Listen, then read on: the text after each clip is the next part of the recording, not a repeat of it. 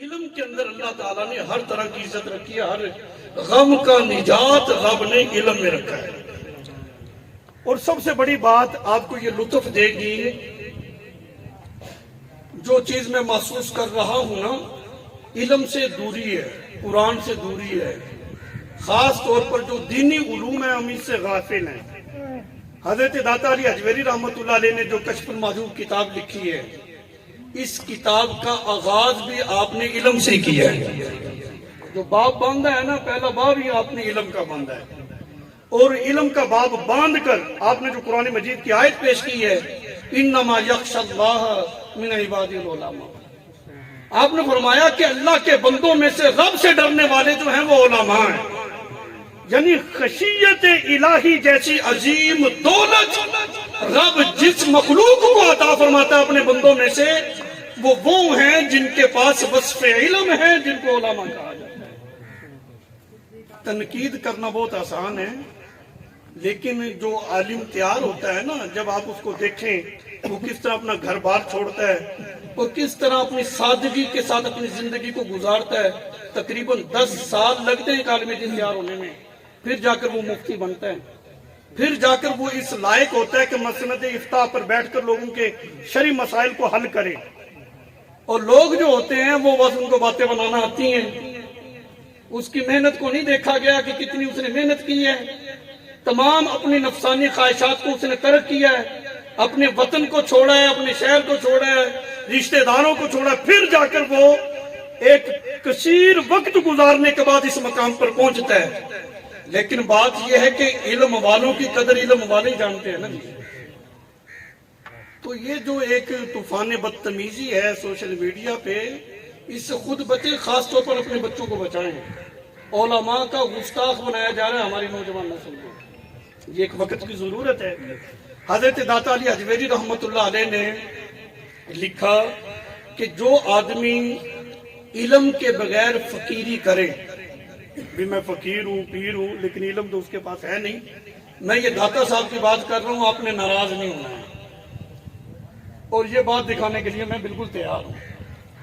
فرمایا کہ جو شخص علم کے بغیر فقیری کرتا ہے وہ ایسے ہے جیسے ایک بیل ہو اور وہ کنویں کے ارد گرد چکر لگائے، وہ جتنے بھی چکر لگا لے، جتنی بھی مشقت کرے، جتنا بھی اپنے آپ کو سکھائے، تھک جائے گا، لیکن اس کو منزل حاصل نہیں ہوگی۔ کیا وہ پانی حاصل کر سکتا ہے؟ فرمایا یہی صورتحال اس کی ہے جو بغیر علم کے فقیری کرتا ہے، اس کو کچھ حاصل ہے، اس کو منزل نہیں ملے گی۔ ہاں، اگر وہ منزل حاصل کرنا چاہتا ہے تو پھر داتا صاحب فرماتے ہیں اس کو چاہیے کہ وہ رب کا قرآن پڑھے، رسول اللہ کا فرمان پڑھے، پھر اس کو منزل ملے گی، وہ اپنے مقصود تک پہنچ جائے گا۔ علم کے بغیر یہ فقیری جو ہے یہ درست نہیں۔ اب یہاں پر ایک بڑی لطف والی بات جو حضرت داتا علی حجویری رحمۃ اللہ علیہ نے ذکر کی ہے، اور جو اللہ کے اولیاء ہوتے ہیں نا، ان کی تعلیمات کیا ہے؟ ان کی تعلیمات کا نچوڑ یہ ہوتا ہے کہ یہ مخلوق خدا کو رب کے سامنے لا کر جھکا دیتے ہیں، یعنی وہ اپنے سامنے نہیں جھکاتے، اللہ کی بارگاہ میں جھکاتے ہیں۔ آج لوگوں نے اعتراض کر دیا، تم جو داتا صاحب کہتے ہو، داتا تو رب ہے، یہ تو شرک ہے۔ جہالت اتنی ہے، لوگ پھر ان کے پیچھے بھی لگ جاتے ہیں۔ لفظ داتا جو ہے یہ عربی زبان کا لفظ کوئی نہیں ہے، حماقت ایسی ہے، اللہ تعالیٰ کے اسماء تو عربی میں ہے نا۔ لفظ داتا یہ عربی زبان کا لفظ نہیں، یہ تو فارسی زبان کا لفظ ہے۔ بھئی یہ وصف داتا صاحب میں پائی جاتی ہے نا جی، سارا محکمہ اوقاف داتا صاحب کے گلوں سے پل رہا ہے، اور جو آدمی وہاں پہ جاتا ہے اس کو کھانا مل جاتا ہے، اپنی مرادیں لے کر آتا ہے۔ اس وصف کی وجہ سے وہ داتا صاحب مشہور ہو گئے ہیں۔ تو رب کو کہتا ہے، رب تو بھی رب ہے، وہ تو خالق ہے، وہ تو مالک ہے، رب وہ ہے جس نے ساری کائنات کو پیدا کیا ہے، اور اللہ کو اس کے اسماء حسنہ کے ساتھ پکارو، اس کے اپنے نام ہے بھائی۔ یہاں پر جی وہ وہاں پر جا کر لوگ سجدہ کرتے، میں نے کہا ایک سجدہ کرنے والا تو نے دیکھ کر تنقید کر دی، جو لوگ وہاں پر دن رات 24 گھنٹے وہاں پر بیٹھ کر قرآن کی تلاوت کر رہے ہیں، نوافل کی کثرت کر رہے ہیں، اللہ اللہ کر رہے ہیں، وہ تجھے نظر نہیں آئے؟ اگر کوئی ایسا کام کرتا ہے، سجدہ کرتا ہے، اللہ کے علاوہ کسی غیر خدا کو سجدہ کرنا حرام ہے۔ اگر وہ بزرگ سمجھ کے تعظیمی سجدہ کرتا ہے تو حرام ہے۔ رب سمجھ کے سجدہ کرے غیر خدا کو پھر شرک ہوتا ہے، پھر جا کر وہ کفر ہو جاتا ہے۔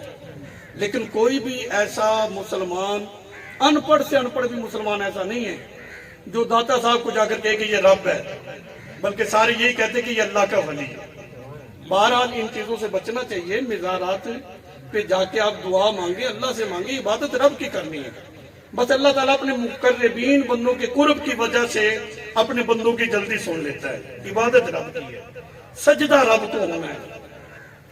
داتا صاحب نے فرمایا جو فقر ہوتا ہے نا، یہ بھوکے رہنے کا نام نہیں ہے نا بھی جو بھوکا رہتا ہے جی یہ فقر ہے، فقیر ہے۔ فرمایا نہیں، اس چیز کا نام نہیں۔ آپ نے دلیل پیش کی۔ داتا صاحب نے اپنی کتاب کشف المحجوب میں لکھا، آپ نے حضرت ابوبکر صدیق رضی اللہ تعالیٰ عنہ کا مبارک قول نقل کیا ہے، اور حضرت ابوبکر صدیق رضی اللہ تعالیٰ عنہ اس کائنات میں، اس روئے زمین پر انبیاء کے بعد سب سے اگر افضل ہستی ہے وہ حضرت ابوبکر صدیق رضی اللہ تعالیٰ عنہ کی ہے۔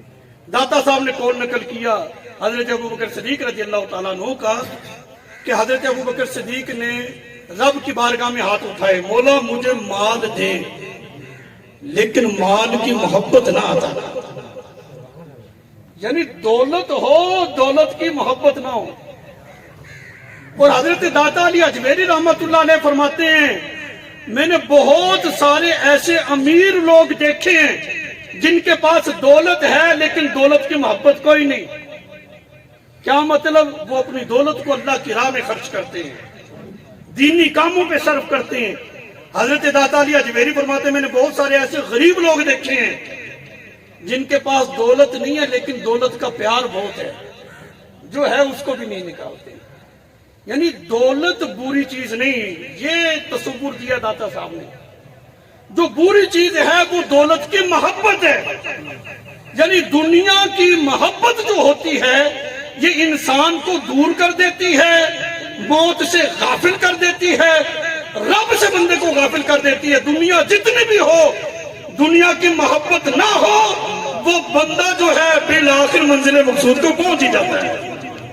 دنیا تو حضرت عثمان غنی رضی اللہ تعالیٰ عنہ کے پاس بھی بہت تھی، لیکن اس کے باوجود دنیا ہی میں بے شمار مرتبہ حضور علیہ السلام نے حضرت عثمان غنی کو جنت الاٹ کر کے دی کہ نہیں؟